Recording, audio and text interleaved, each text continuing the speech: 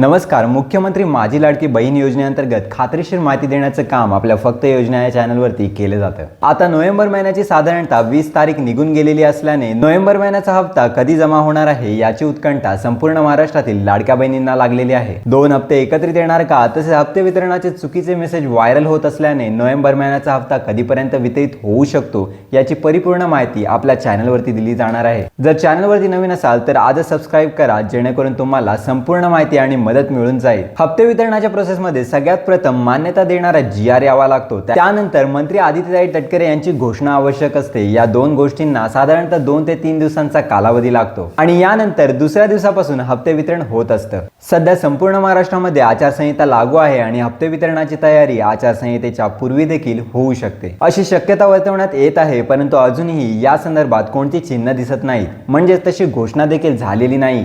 मंत्री आदित्यताई तटकरे यांनी प्रेस कॉन्फरन्समध्ये या संदर्भात काहीच अपडेट दिलेली नाही. मग लक्षात घ्या की हा जो हप्ता आहे तो साधारणतः नेहमीच्या प्रोसेसमध्ये वितरित होण्याची शक्यता आहे. नोव्हेंबर महिन्याच्या अखेरपर्यंत मुख्यमंत्री माझी लाडकी बहीण योजनेच्या हप्ते वितरणाचा जो अधिकृत GR आहे तो सर्वप्रथम पोर्टलवरती प्रसिद्ध होईल. त्यानंतर जसा रेग्युलर प्रत्येक महिन्याच्या 5 ते 10 तारखेच्या आसपास जो हप्ता वितरित केला जातो, तर याच दिवसांमध्ये हा नोव्हेंबर महिन्याचा हप्ता वितरित केला जाणार आहे. आनंदाची बातमी ही आहे की ज्या लाडक्या बहिणीने KYC केलेली आहे किंवा केलेली नसेल अशा सर्व लाडक्या बहिणींना नोव्हेंबर महिन्याचा हप्ता मिळणार आहे. हा हप्ता 1500 रुपयांचाच असणार आहे. याच्यामध्ये वाढ नसणार आहे किंवा घट देखील नसणार आहे. 2 हप्ते एकत्रित येणार का याबद्दलची शक्यता कमी आहे. नोव्हेंबर महिन्याचा हप्ता कन्फर्म नोव्हेंबर महिन्याच्या अखेरनंतर म्हणजेच डिसेंबर महिन्याच्या पहिल्या आठवड्यामध्ये येण्याची शक्यता आहे. सध्या नोव्हेंबर महिन्याच्या अखेरपर्यंत हप्ते वितरणाची शक्यता कमी आहे आणि अजून या संदर्भात वाच्यता नाहीये. ज्या लाडक्या बहिणींची KYC राहिलेली आहे अशा सर्व लाडक्या बहिणींनी लवकरात लवकर KYC करून घ्यायची आहे. ही महत्त्वाची अपडेट संपूर्ण महाराष्ट्रातील पात्र लाडक्या बहिणींपर्यंत नक्की शेअर करा आणि तुमच्या जर काही शंका असतील तर आपल्या व्हिडिओच्या कमेंट बॉक्समध्ये नक्की कळवा. तसेच मुख्यमंत्री माझी लाडकी बहीण योजनेसंदर्भात खात्रीशीर माहिती मिळवण्यासाठी आपल्या फक्त योजना या चॅनलला सबस्क्राईब करा. पुन्हा भेटू एका नवीन माहितीसोबत.